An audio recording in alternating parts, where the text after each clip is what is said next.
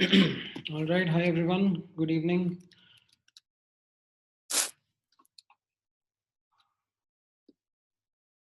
All right. हाँ ये schedule था ना टाइम टेबल में. This was a doubt lecture only. It's not a regular lecture, guys. I hope you are aware of that. This is a doubt discussion lecture primarily.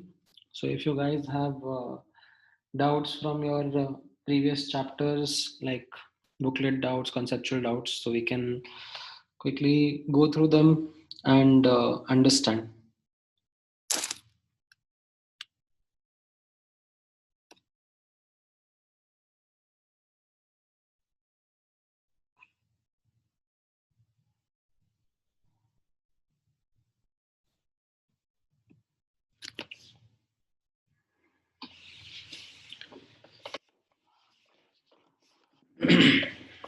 Hi, good evening, Sarvesh.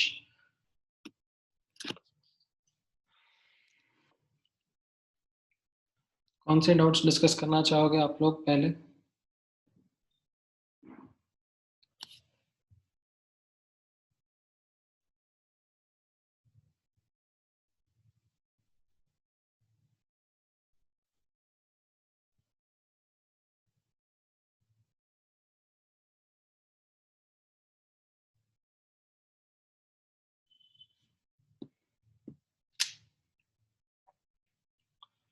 Alright, FBS कौन से Sarvesh gaseous state के?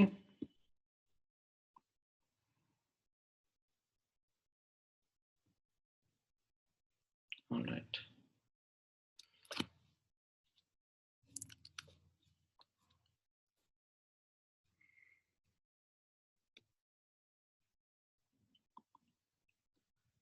BS में 42 and 43. Alright, 42 में आपको Van der Waals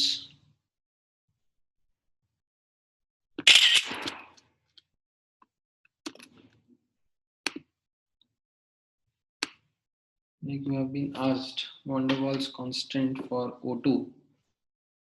A and B आपको दे दिया है. Calculate the temperature at which O2 behaves ideally for a longer range of pressure. Right, so in this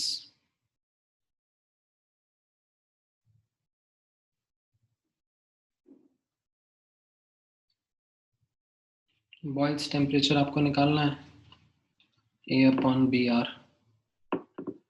Right, gas behaves ideally for a longer range of low pressure, I would say. तो इससे आप solve करके निकाल लो.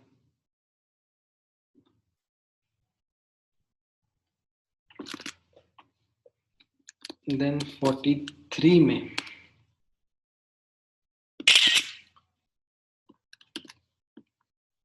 Again A and B का data दिया हुआ है and like critical temperature is 8A upon 27 BR. तो ये आप कंप्यूट कर सकते हो इन तीनों के लिए and then you can work out. Then largest molecular volume कैसा था? B is equal to 4 into 4 by 3 pi r cube into Na. Right, तो जिसका B ज़्यादा होगा उसका मॉलिक्यूलर वॉल्यूम ज़्यादा होगा. We don't really need to calculate it. And most ideal behavior around STP. Right, so STP I would consider it to be a low pressure region जहाँ पर अगर आप Z निकालोगे तो 1 माइनस A अपॉन RTVM के हिसाब से हम लोग कंप्यूट कर रहे होंगे.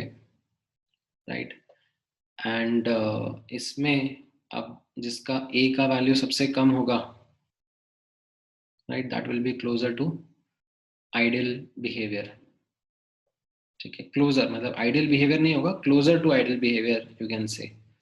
तो इसमें मुझे ये गैस A लग रहा है in the third part, B part में गैस C लग रहा है एंड फर्स्ट पार्ट में we will have to check out.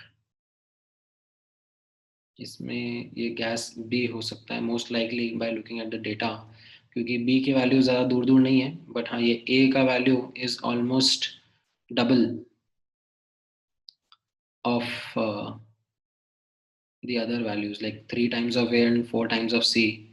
तो critical temperature B का ही सबसे ज़्यादा लग रहा है, not by doing detailed calculations,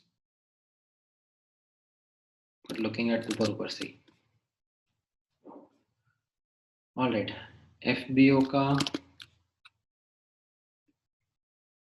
82. All right.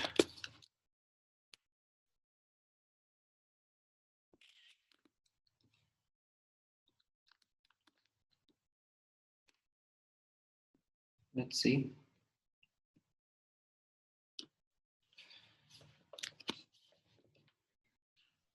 Identify the condition of pressure and temperature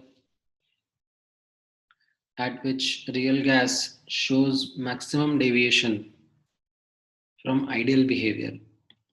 So it is kind of thinking in the opposite way कि minimum deviation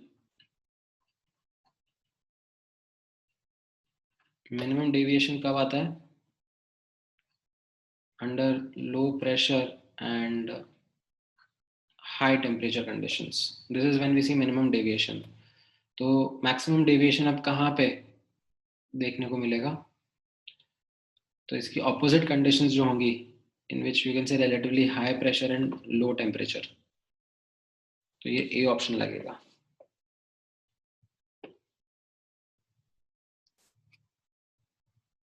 ठीक है, इस थॉट प्रोसेस से आप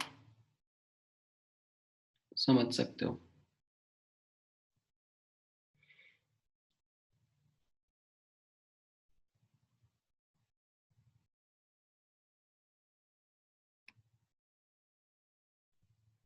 समझ में आया प्रशस्त?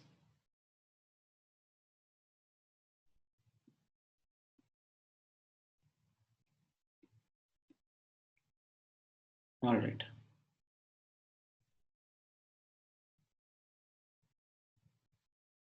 हाँ ठीक है आदित्य, एक मिनट रुको. विरियल वाला डेरिवेशन, विरियल वाला डेरिवेशन, हाँ बताओ.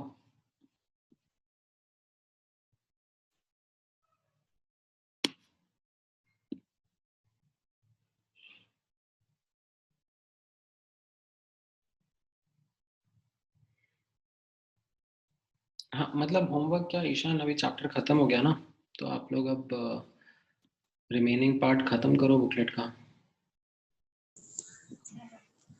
Sir, a bit down, the part where you said 1 upon 1 minus x. Yes, sir. So this derivation is what I don't understand. That how you got this left hand Yes, sir. to our right hand side. Have you studied abhi Yes. sequence and series chapter in maths? So we are doing it. Have you studied geometric progression in it? No, sir. We are doing epic currently. अच्छा अच्छा, तो उसमें आपको ये मिलेगा. And I'll quickly show you the derivation of it. Like for example, if you start with right hand side, ठीक है, you call right hand side as s, ठीक है, and Yes, sir. is going till some x की power n, and then you multiply both the sides by x. Right, कोई problem नहीं है, you can very well do that. Right, and then Yes, you sir. subtract. Left hand side becomes s1 minus x, and here once you do that subtraction you will get 1 minus x raised to the power of n plus 1. तो s क्या हो जाएगा? 1 minus x raised to the power of n plus 1 upon 1 minus x, right? And if n tends to infinity, right, if n tends to infinity, then this term will tend towards 0. Okay, sir. Okay, sir.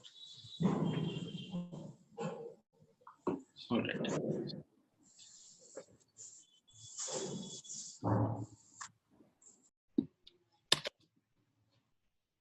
और बताओ, what else? आप लोगों ने attempt करे हैं booklet में जो questions पहले के होमवर्क के थे सब?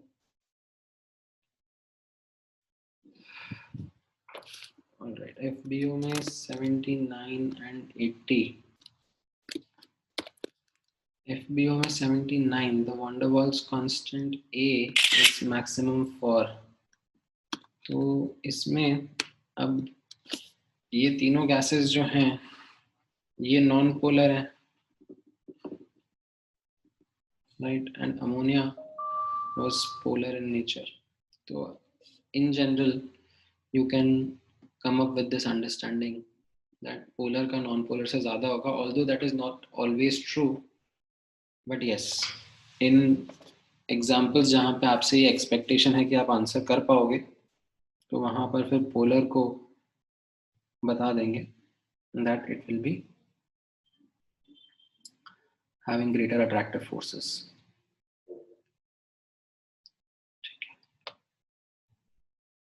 All right.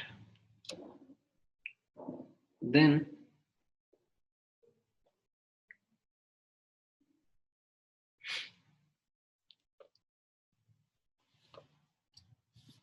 $90 also. हाँ, 90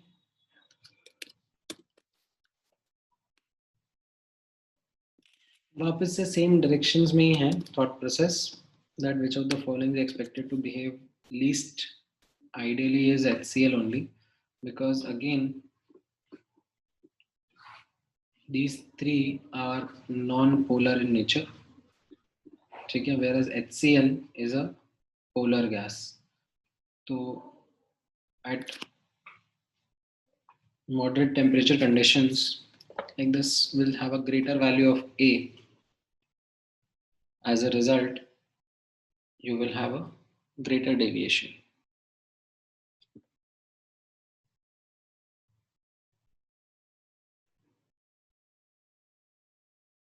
ठीक है,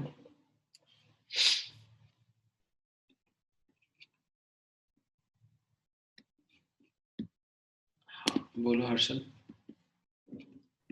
सर आपने लेक्चर 11 के जो क्वेश्चन दिए थे उसका वो जो सॉल्यूशंस वाला पीडीएफ आप भेजोगे? लेक्चर 11 के जो क्वेश्चंस दिए थे मतलब यही ना जो अभी एफबीओ एफबीएस के क्वेश्चंस हैं, रियल गैसेस वाले ना? हाँ सर, वो एफबीओ 72 to 91। एफबीओ में 72, तो उसमें मोस्ट ऑफ द क्वेश्चंस तो हम लोगों ने क्लास में डिस्कस कर लिए थे। ओके सर, तो फिर हाँ, तो वो डाउट्स हम आपको फिर पूछ सकते हैं ना उसमें सर? हाँ हाँ हाँ, उसमें से डाउट है जो पूछो ना, उसी ओके पे अपना डिस्कशन चल रहा है। ओके सर, एक मिनट में पूछता हूँ। हाँ हाँ, देन क्या कह रहे हो Sarvesh? At high pressures HCl may behave ideally.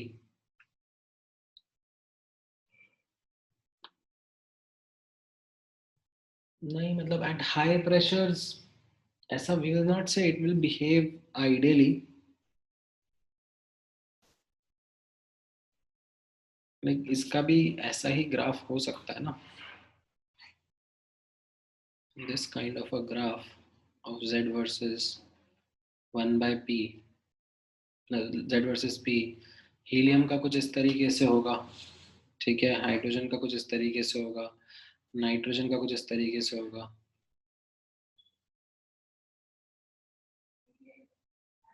Right, ये HCl का दिख रहा है।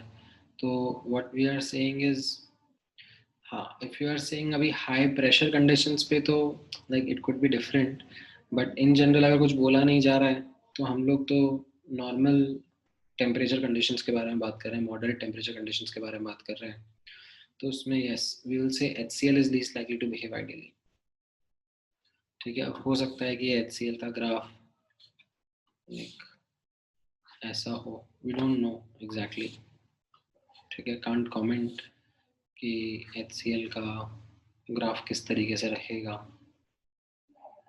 N2 के ऊपर चला जाएगा अंडर सम प्रेशर कंडीशंस, हो भी सकता है, ठीक है। देन DPP5, सॉरी DPP35 का क्वेश्चन नंबर 5 कह रहे हो, ये वाला, which of the following graph for a real gas. For a real gas under low pressure conditions, which of the following graph is correct? Low pressure conditions में है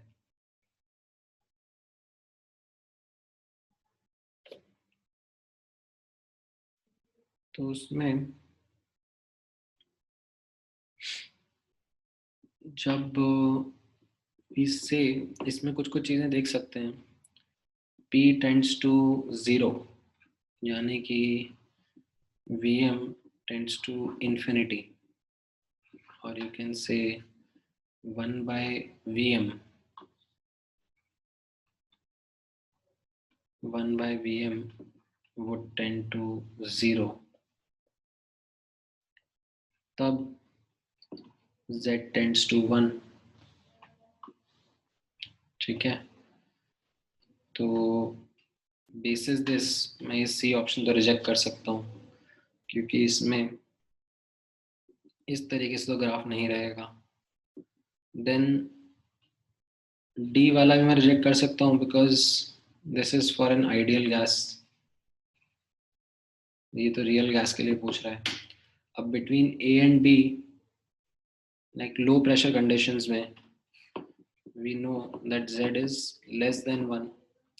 तो ये ए वाला ग्राफ सेंस बनाएगा. बी वाला is something which में Z is greater than 1.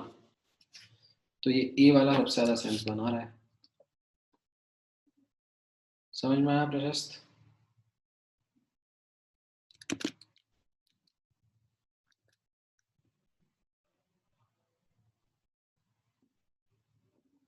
All right. Then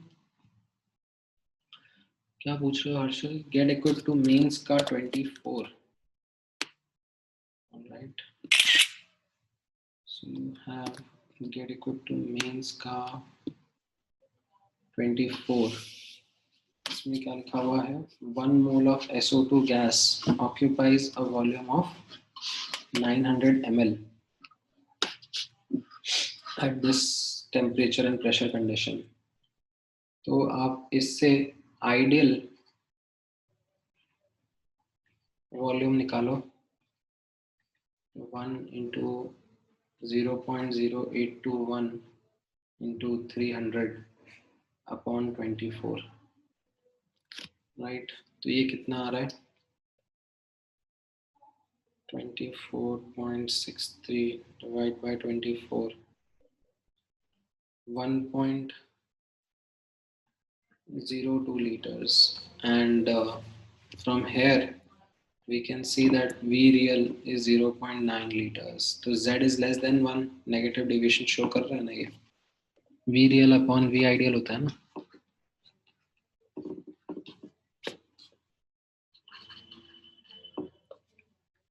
तो इससे आप ये बता सकते हो.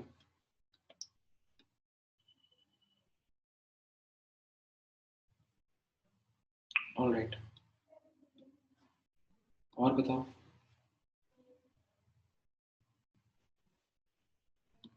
हाँ बोलो सर्विश.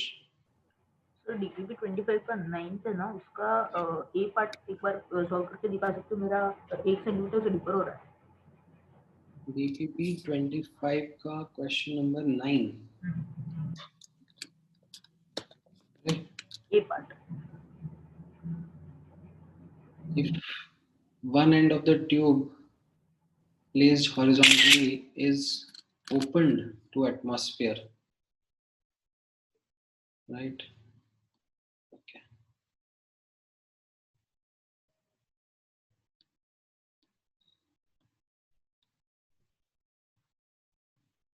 एक मिनट.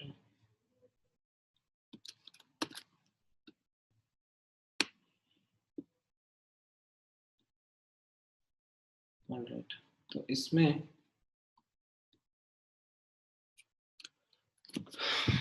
अभी यहाँ पर आप नोटिस करोगे that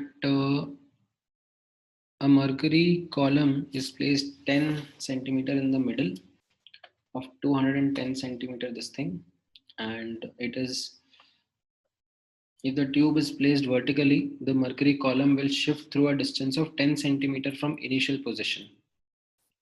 Right? तो इसको अगर मैं इस तरीके से टिल्ट कर दूंगा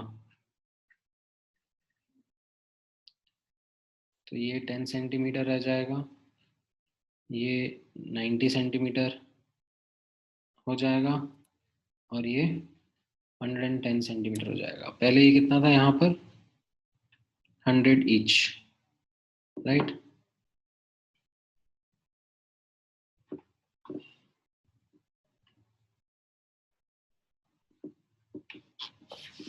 On either side.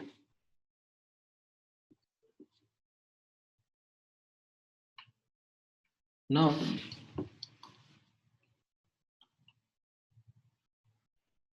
अब नोटिस करना, let's say initially the pressure was P naught, ठीक है, एंड अब यहाँ पर प्रेशर P1 और P2 हो जाएगा. सो कैसे हम लोग इक्वेशंस लिख सकते हैं? P naught into 100 will be equal to P1 into 110 and P naught into 100 should be equal to P2 into 90, right? Because for the gases trapped, N and T are constant, ठीक है. And if you will notice the pressure balance over here, so P1 plus 10 should be equal to P2. ये भी नीचे exert कर रहा है, इसका भी weight नीचे exert कर रहा है, which is being balanced by P2. तो यहाँ पर इनको substitute करने पर I can get P naught. So ठीक है, P1 को what I can write is P naught into 10 by 11 and P2 को I can write as P naught into 10 by 9. Right, the 10 cancels out. So P naught plus 11 by 11 is equal to P naught by 9. So this implies 9 P naught plus 99 is equal to 11 P naught. So P naught is equal to 99 by 2 centimeter Hg. ठीक है, ये आपको P naught मिल जाएगा. अब A part बोला जा रहा है,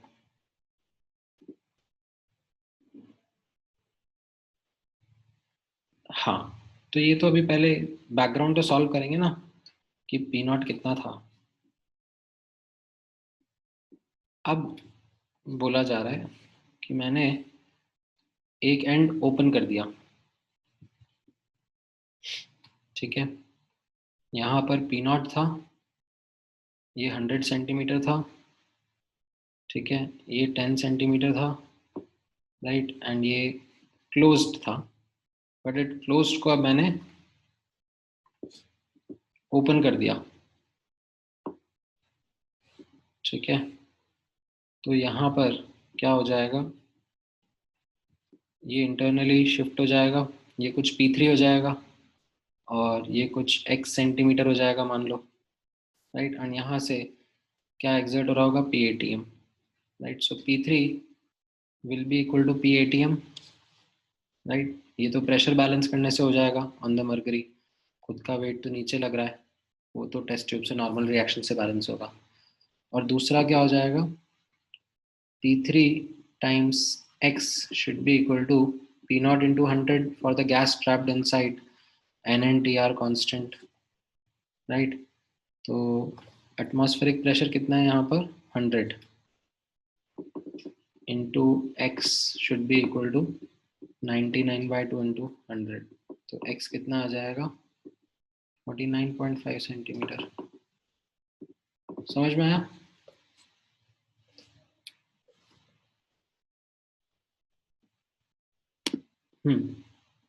सर मेरा भी 49.5 ही आया था, पीछे आंसर 50.5 देता इसलिए. हाँ, तो अब ये तो पूछा ना, the centre of the column from the middle of tube. अच्छा समझा, मैंने सिर्फ यही किया. हाँ, पूछा आपसे ये है centre of column from the middle of the tube, तो आप अकॉर्डिंगली निकाल लो अभी.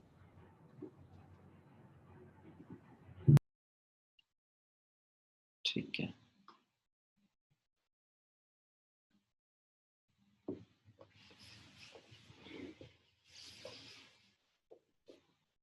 और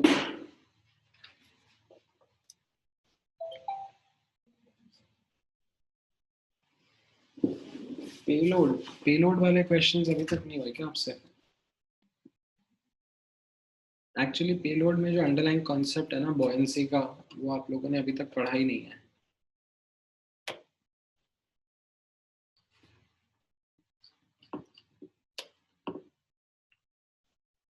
एक हीलियम फिल्ड बलून एयर में अगर प्रेजेंट है, राइट, तो वो ऊपर क्यों जाता है?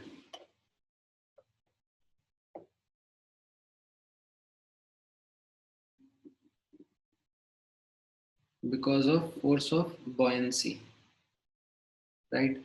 So if I hang some weight to it, I can maintain it from not going up, and that is what is called as payload. तो ये जो force of buoyancy रहता है, this is equal to weight of air displaced and gravitation force जो नीचे रहेगा, तो weight of all things combined. Right? What are these all things? So mass of helium plus mass of payload plus mass of balloon and weight of air displaced will be, और ये g और g दोनों तरफ cancel out हो जाएगा basically, mass of air displaced. mass of air displaced कितना होगा?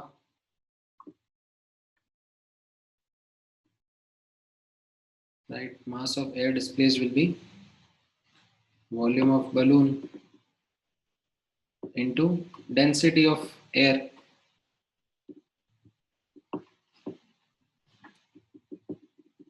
Right, should be equal to mass of helium. Mass of helium will be again volume of balloon into density of helium.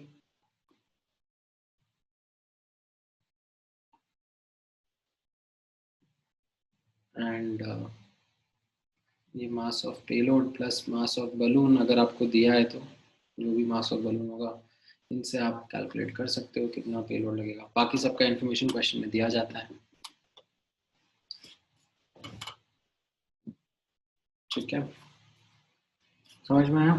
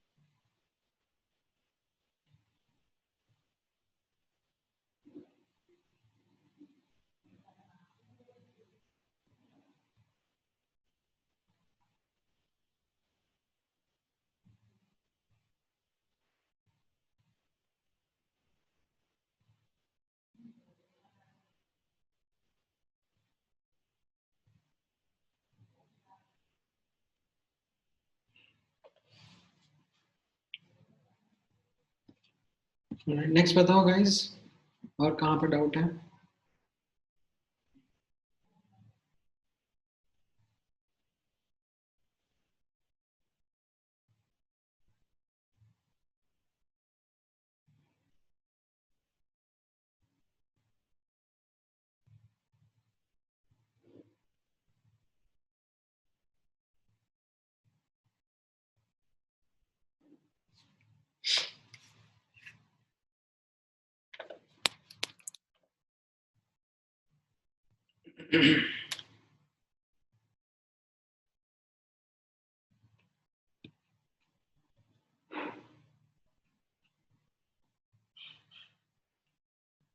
Atomic structure का atomic structure expertise अटेनर, क्या बात है, atomic structure expertise अटेनर कर रहा था, good.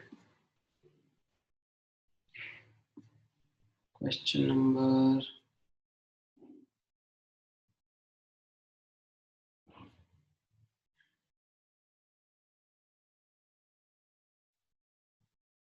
14, ये तो आसान है, इसमें कहाँ दिक्कत है, इसमें जस्ट एनर्जी कंजर्वेशन करना है, like what percentage of absorbed energy is emitted, so energy absorbed into certain percentage is energy emitted बोला जा रहा है, like energy absorbed is number of photons absorbed into energy of each photon that was absorbed, right? तो ये इसका basically एक fraction है, you can say into like f, जो भी fraction रहेगा ये, and ये number of emitted photons into hc by wavelength of emitted photons, तो ये hc cancel out हो जाएगा, f will be what, ne upon na into lambda a upon lambda e, that's it, इससे आ जाएगा ना, समझ में आया भाविक?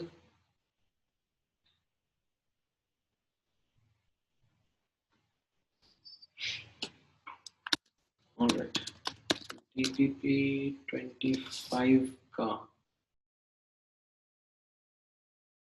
8th का बी, ये भी काफी सिंपल है, the minimum temperature at which the balloon will burst is when it reaches its maximum capacity, no? Vi upon Ti will be equal to V final upon T final, right? अब इसकी volume है 480 ml, right? And temperature है 14 degree centigrade, which means kelvin में लेना रहेगा, ठीक है? तो ये आपका 287 केल्विन है, and this will be because it is 7/8 of its maximum capacity, ठीक है? तो फाइनली ये इसकी मैक्सिमम कैपेसिटी पर आ जाएगा, ठीक है, which will be 8/7 times 480, तो उससे आपको टेम्परेचर निकालना है, कितना आ जाएगा, इस टेम्परेचर पे ये बर्स्ट ओपन हो जाएगा,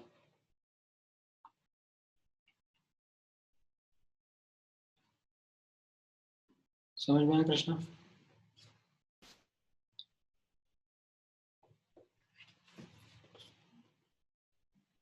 कैसे करना था?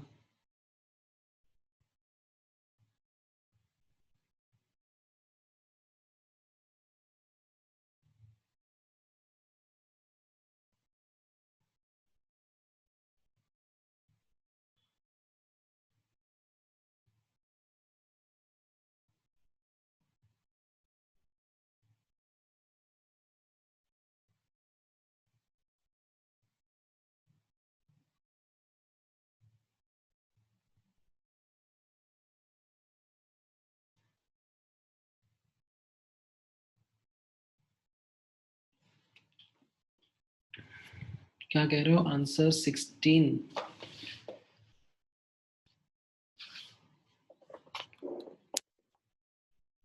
तो यहाँ पे डिग्री सेंटीग्रेड में निकालो ना, तुमने यहाँ पे बाबा डिग्री सेंटीग्रेड में टेम्परेचर नहीं डालना है, केल्विन में डालना है, और फिर जो भी टेम्परेचर आएगा केल्विन का, उसको फिर डिग्री सेंटीग्रेड में कन्वर्ट करो ना, ये हम पहले भी डिस्कस कर चुके हैं, use temperature in the unit of kelvin.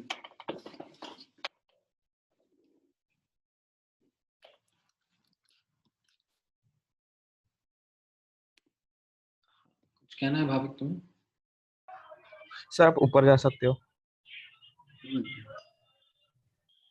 Sir मुझे सिर्फ इस स्टेटमेंट का मतलब ही नहीं समझा। The number of fluorescence quanta is on the average 53% of the number of quanta observe. Fluorescence quanta, fluorescence मतलब एमिटेड क्वांटम्स, मतलब emitted photons, and absorbed quanta is absorbed photons. So ये बेसिकली Na by Na 53/100 है।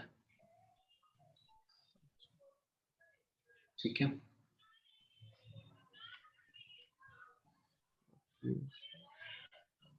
समझ में आया? अच्छा sir, और ये क्वांटम यील्डिंग क्या है ये? क्वांटा मतलब फोटॉन हो गया ना। नहीं, quantum yielding. Quantum yield yield, हाँ यील्डिंग। कहाँ पर पढ़ लिया तुमने क्वांटम यील्ड? इधर तो मतलब सुना मतलब मैंने। ये F तो वही निकालना है सर्वेश, फ्रैक्शन तो आपको निकालना है, that what percentage of absorbed energy is emitted energy. तो F is basically E, energy emitted upon energy absorbed. Photon efficiency ये जनरली काइनेटिक्स चैप्टर में यूज किया जाता है। फोटोकेमिस्ट्री जब डिस्कस होती है तब इसके बारे में बात करी जाती है। बेसिकली उसमें ये बोला जा रहा है कि जितने फोटॉन्स स्ट्राइक करे उसमें से कितने फोटॉन्स अब्जॉर्ब हो रहे हैं।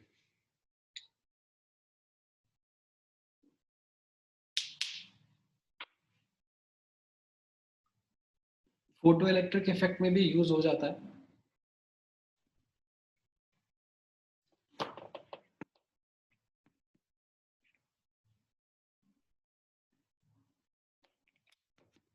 ठीक है, और बताओ।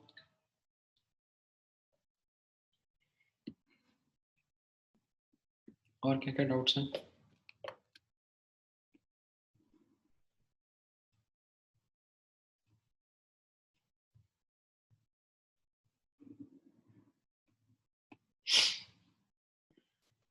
कहाँ गया हर्षल, तुम अभी तक डाउट्स ढूंढ रहे हो क्या?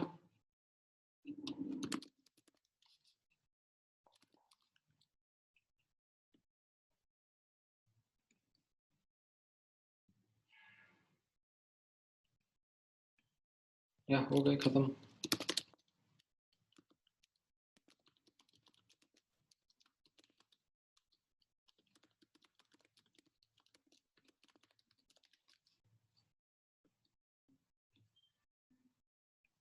अच्छा, राइट।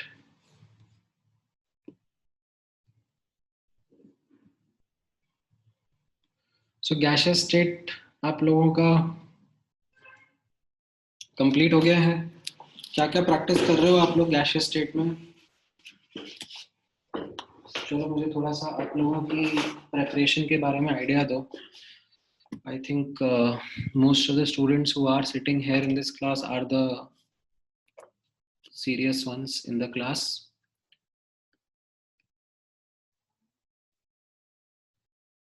अभी तक like in terms of the chapters, like हम लोगों ने ये 3 chapters, 4 chapters in fact देख लिए हैं पूरे। There is mole, atomic, periodic and gaseous, right? And एक आइडिया दो मुझे, बुकलेट में how is your extent of completion? FBO, FBS, get equipped mains, get equipped advanced,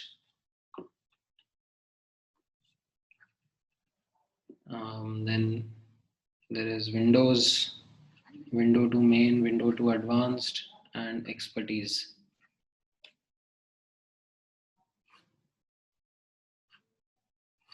right, ये तो बुकलेट हो गई।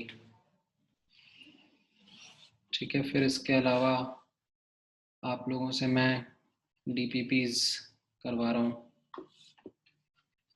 ठीक है। एंड इसके अलावा are there any reference books that you are working with?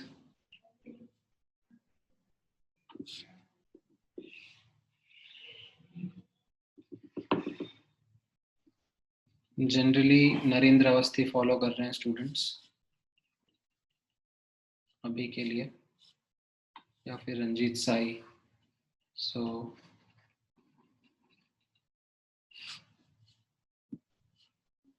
N Awasthi में भी मतलब अगर आपके बुकलेट के क्वेश्चंस अच्छे से हो रहे हैं तो I hope you are not wasting time in doing N Awasthi का लेवल 1।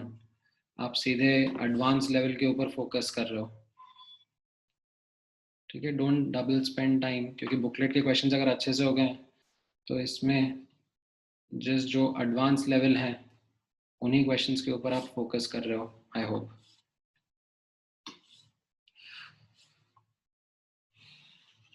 ऑलराइट, तो इसमें हाउ इज द प्रोग्रेस?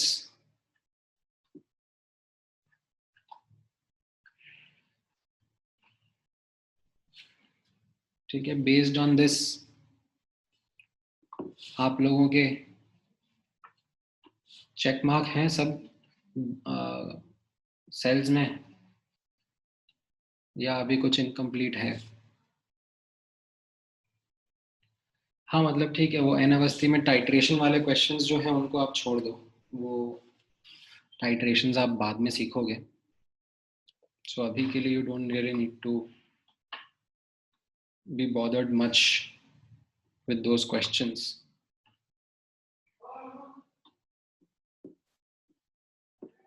बाकी कैसा है प्रिपरेशन इन बाकी सब सेक्शंस में? कितने चेक बॉक्स लग रहे हैं?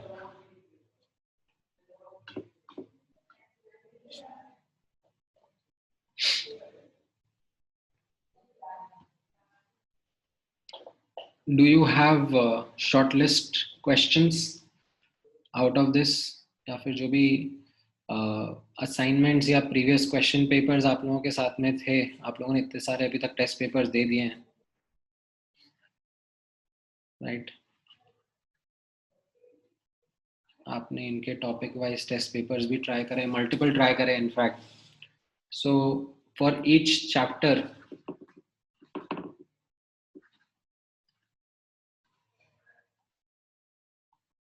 do you have a question bank of shortlisted questions?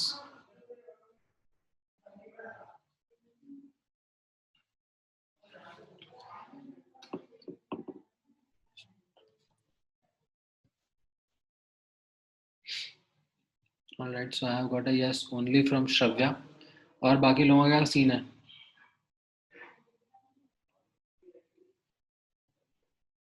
Sarvesh, प्रशस्त, बताओ भाई क्या सीन है? हर्ष, हर्षल, ईशान, कृष्णा, आदित्य, असित। ये असित स्टार्टिंग में तो एक दो बार आंसर दिया था, उसके बाद तो गायब ही हो गया है, अभी कुछ आंसर ही नहीं देता है।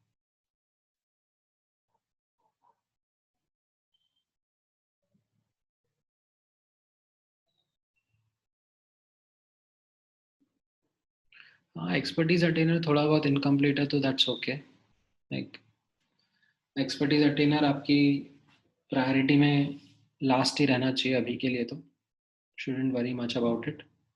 Your booklet, your DPP, ये सब कंप्लीट रहने चाहिए। And test papers also you should have, ये तो आपने दिए ही हैं, प्रैक्टिस किए ही हैं। N Awasthi is optional if you are well versed with all of these others.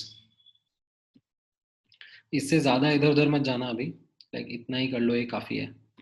And Cassius state में आई एम अज्यूमिंग कि अभी काफ़ी स्टूडेंट्स के बैकलॉग्स हैं, एंड मेजर टेस्ट हुए एक हफ्ता हो गया है, एंड आप लोगों का अभी भी गैशियस स्टेट का ज़्यादा बैकलॉग नहीं रहना चाहिए।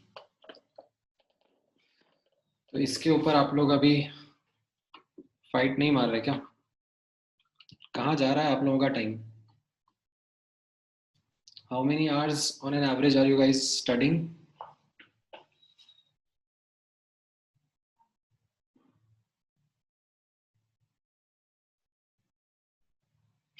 हाँ, इट्स ओके, अगर एन अवस्थी से नहीं भी करा है तो भी ठीक है. Okay, so Harsh is saying 5 hours. This is on a day. How many days of a week आप लोगों के classes हो रहे हैं? 4 days a week. Okay. And average of 5 hours of study is on the days of when the class is there. और जिस दिन class नहीं है उस दिन आप कितना पढ़ रहे हो हर्ष?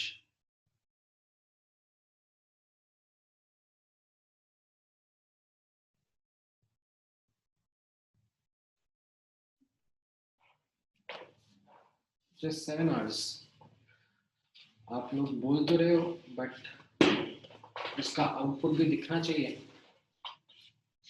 अभी एमटी का रिजल्ट कैसा रहा आप लोगों का? How did you guys perform?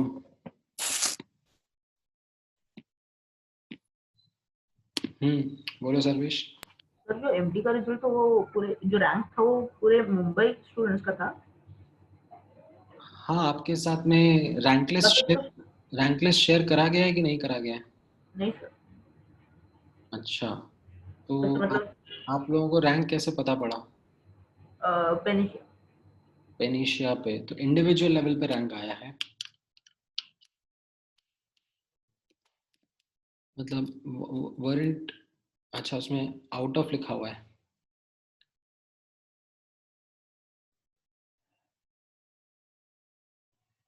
अच्छा,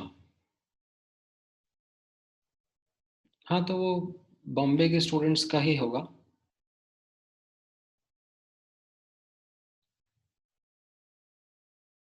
एंड इसमें हाँ डेफिनेटली मैं भी देख ही रहा हूँ. Around 2324 students for advanced. हाँ,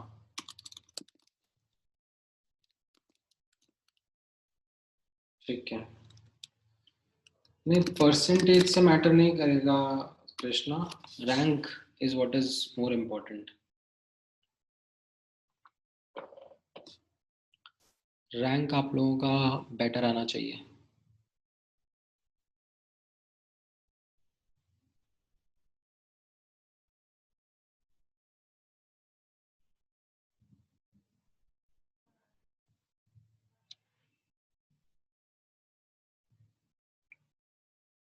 हम्म.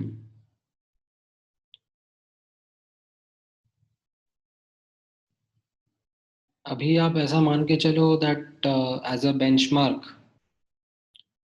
500 के अंदर रैंक अगर आपका आएगा तो you have a potential to crack the examination, get into IIT. 500 के ऊपर रैंक है तो अभी आपको मेहनत करने की ज़रूरत है. ठीक है. आउट ऑफ जितने भी टोटल स्टूडेंट्स हैं पेस के, उसी के बारे में मैं आपको एक बेंचमार्क दे रहा हूँ.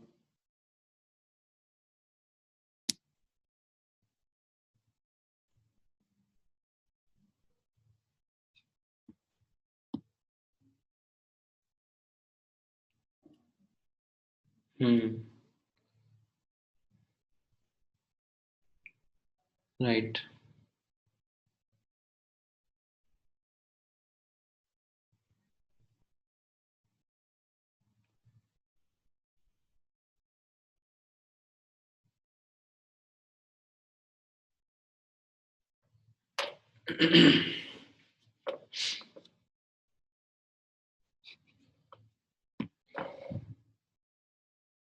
सो और लोगों का कैसा रहा परफॉर्मेंस?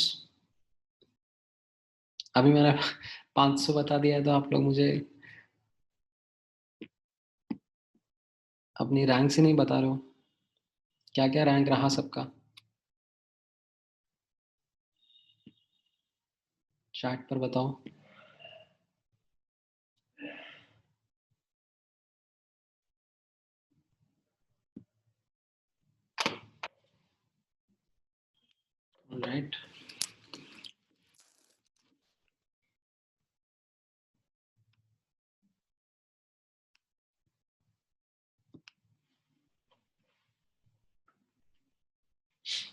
अच्छा, तुमने इसका क्यूमुलेटिव रैंक नहीं आया है क्या? सिर्फ पेपर 1 पेपर 2 वाइज आया है, क्यूमुलेटिव रैंक है कि नहीं है?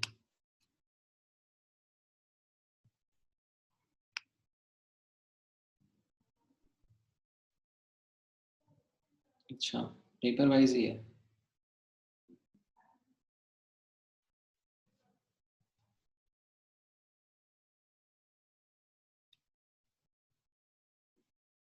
ऑलराइट, पेपर वाइज देना तो चाहिए था।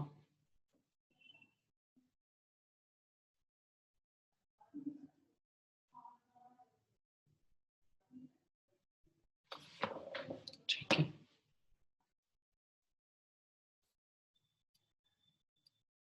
ऑलराइट।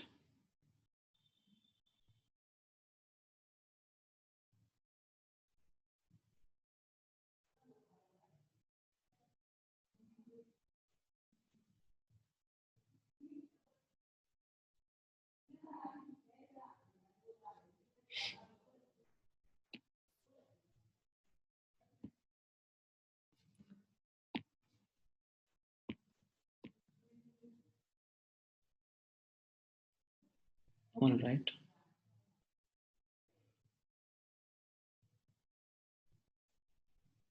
सो अब और इनफैक्ट अंडर 500 रैंक के लिए आप लोग कोशिश करो अभी, because that is going to give you a good benchmark. तो अभी this is something which is now a new you know perspective in front of you. हाँ, नहीं, धीरे धीरे स्टैमिना बिल्ड होगा अभी, मतलब आप लोग को ऐसे बैक टू बैक 3 घंटे के पेपर देने की आदत नहीं है ना, तो the second paper would have been an exhaustion, now it would have been the same for everyone again. तो वो धीरे धीरे आपकी आदत बनेगी, and basis that you will be able to, you know, understand how we have to proceed forward.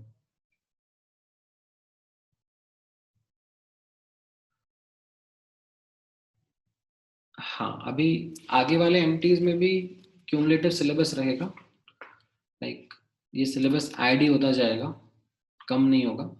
And weightage wise, हाँ, weightage wise there will be a greater weightage to the newer set of chapters, but पुराने chapters भी पूछेंगे। तो that is where I said कि revisions आपके अच्छे से होने चाहिए। That is where your revisions are going to matter a lot.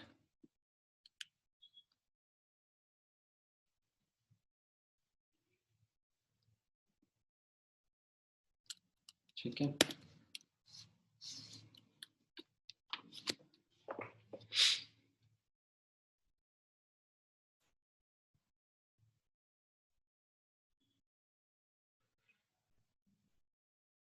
All right.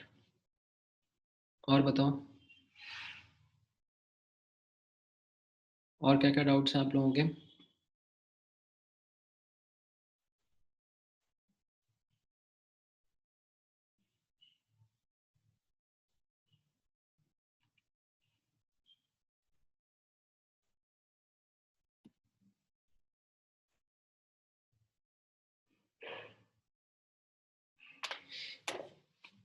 हाँ, वो तो है।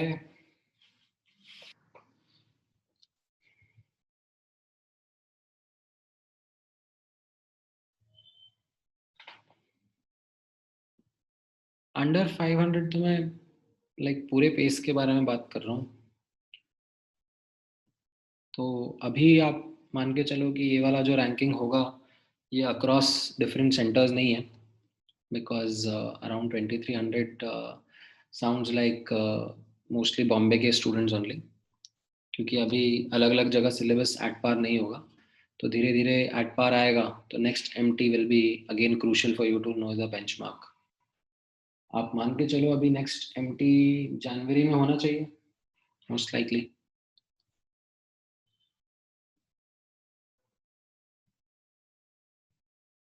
ठीक है, आप लोगों को दिया होगा ना शेड्यूल, स्टार्टिंग में देते हैं एक प्लानर।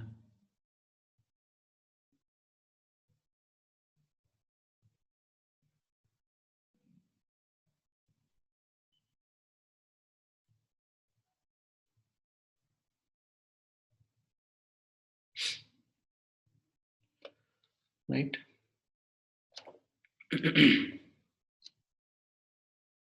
हाँ हाँ, नहीं शफलिंग वफलिंग तो अभी आई डोंट थिंक सो। हाँ, अगले वाले एमटी में हो सकती है, इस वाले एमटी में it was not something where shuffling had happened, and हुआ भी होगा तो वो इंटरनल शफलिंग ही हुआ होगा।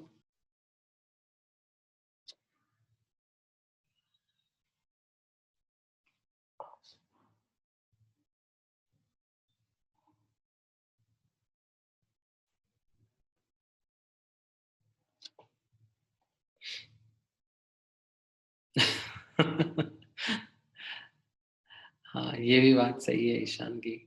Instead of students teachers got shuffled. वो भी होता है। अभी आप लोगों का डबल ट्रैक शुरू हो गया है ना, तो वो रहेगा।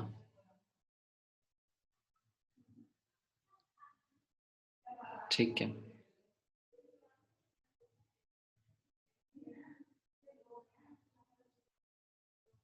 हाँ, क्या पूछ रहे हो हर्ष? अच्छा, तुमने क्वेश्चन पूछा एक्सपर्टीज अटेनर मोल कंसेप्ट का सेकंड सम। ऑल राइट, सो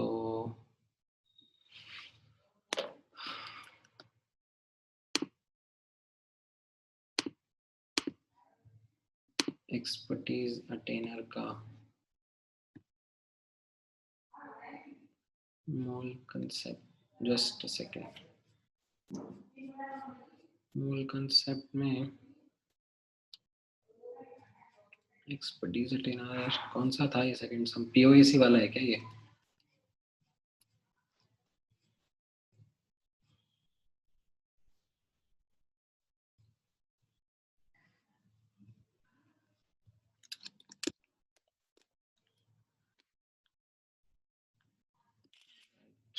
कैसे करेंगे इसको? 0.5 grams of Fe3 plus is precipitated as hydrated ferric oxide, and during ignition 90% of the iron is converted into Fe2O3 and the remaining is present as Fe3O4. What should be the ignited, what does the ignited precipitate weigh? Okay, so ये Fe3 plus से कुछ reaction कर कर हम ferric oxide लेके आए, which was Fe2O3, ठीक है, and it was hydrated, ठीक है, and during ignition 90% of the iron is converted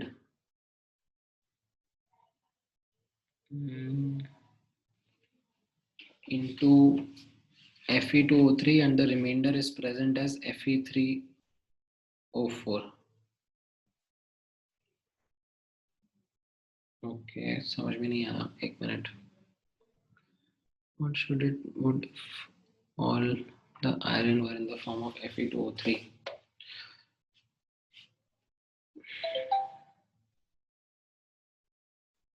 ठीक है, 90% of the iron went into Fe2O3 and 10% of the iron went into Fe3O4। कुछ ऐसा अगर ये बोलना चाह रहा है तो इनके मास मैं निकाल सकता हूँ। Mass of Fe2O3 will be right by POAC apply करना पड़ेगा, POAC ऑन आयरन अप्लाई करना पड़ेगा, तो 0.5 का 90% should be equal to 2 into mass of Fe2O3 upon इसका मॉलिक्यूलर वेट कितना हो जाएगा? 116 plus 48 160, ठीक है, एंड ये 0.5 का 10%, तो this should be 3 into mass of Fe3O4 upon इसका मॉलिक्यूलर वेट कितना हो जाएगा 64 प्लस 56 इंटू 3 232। तो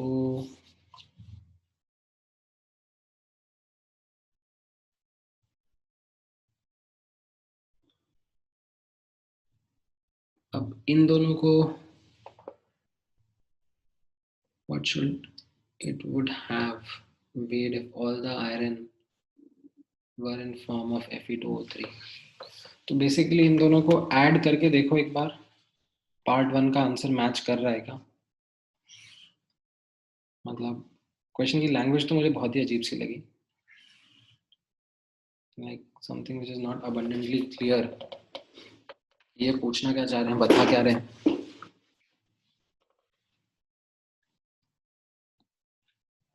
देखो मैच कर रहा है क्या।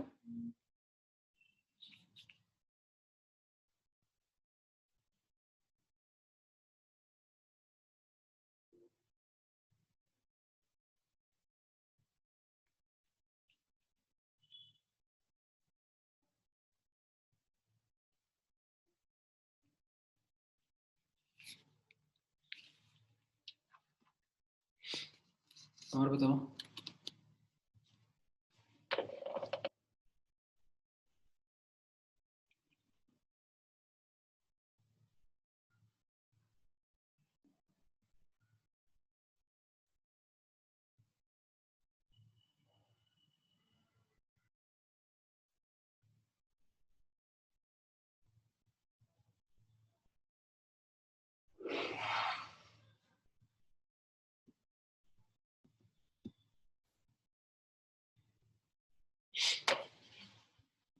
हाँ तो भावे कैसा होता है ना, you have to put in the correct units में आंसर जो क्वेश्चन में पूछा जा रहा है।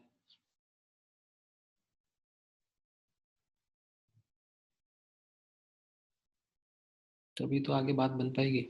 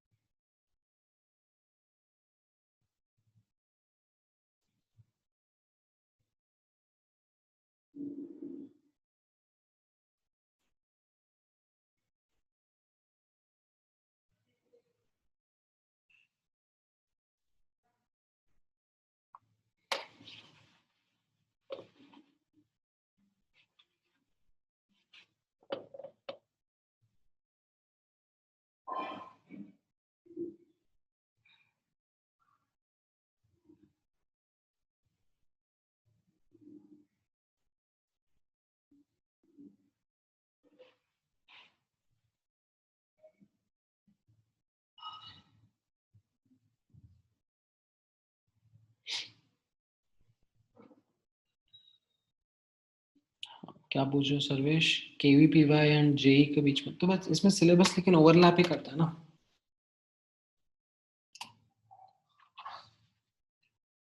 केवीपीवाई का सिलेबस तो जेई के साथ में ओवरलैप कर ही रहा है। बट हाँ, you would be required to study extra for KVPY, specially जो आप लोगों के अभी भी केवीपीवाई के लेक्चर्स हो रहे हैं या फिर कंप्लीट हो गए।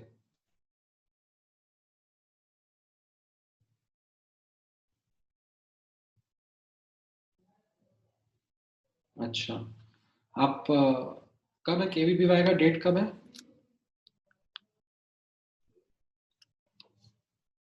जैन एंड का बोल रहा है।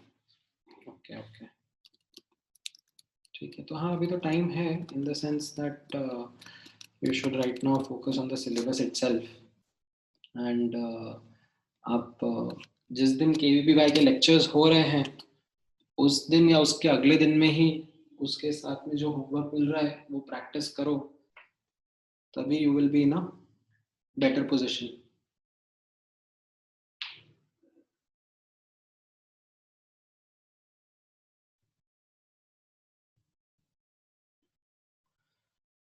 मतलब केवीपीवाई से थोड़ा सा बेनिफिट ये मिलता है कि आपको एक ऑल इंडिया लेवल का आइडिया लग जाता है in terms of how your preparation is going, benchmark मिल जाता है। बाकी जो सिलेबस है वो जेई के साथ में ओवरलैप कर रहा है तो हेल्प करता ही है। अच्छा, क्या कह रहे हो हर्ष? आंसर मैच नहीं कर रहा है। 0.5 gram of Fe3 plus is precipitated as hydrated ferric oxide. Now, during ignition, 90% of the iron is converted into Fe2O3 and the remainder is present as Fe3O4. What should the ignited precipitate weigh?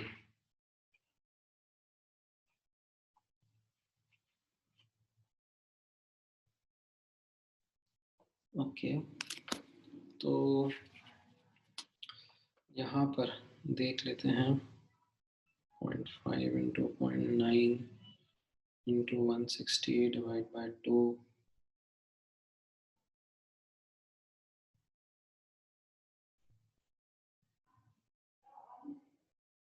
0.5 into 0.9 160. अच्छा एक minute, sorry, my bad यार, यहाँ पर ये divide by 56 भी तो करना पड़ेगा, तभी तो वो मोल्स आएंगे। माय बैड, ये 56 भी डिवाइड करना पड़ेगा। तो मैं सोचूं कि मेरा आंसर क्यों नहीं मैच कर रहा है। तो 0.5 into 90 divided by 100 divided by 56 divided by 2 into 160, तो ये 0.64 आ रहा है। एंड इसको आप कैलकुलेट करोगे तो ये कितना आ जाएगा, 0.5 divide by 56 0.1 to 232 divide by 3 and ये 0.07 आ रहा है। तो इन दोनों को आप ऐड करोगे 0.64 तो 0.71 आ रहा है ये।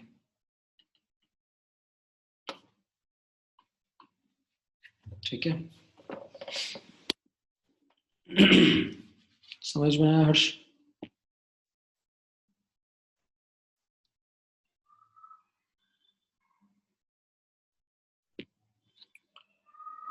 ऑल राइट, और कोई doubt guys?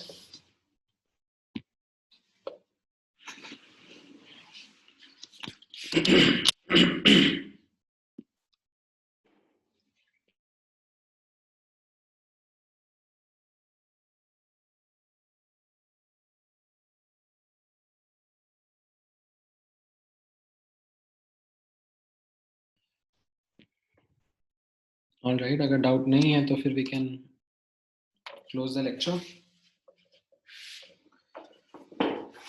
You guys can continue with practicing and next class में डिस्कस करते हैं फिर आगे का पार्ट। ठीक है, ऑल राइट, चलो, thank you guys, take care, see you next week.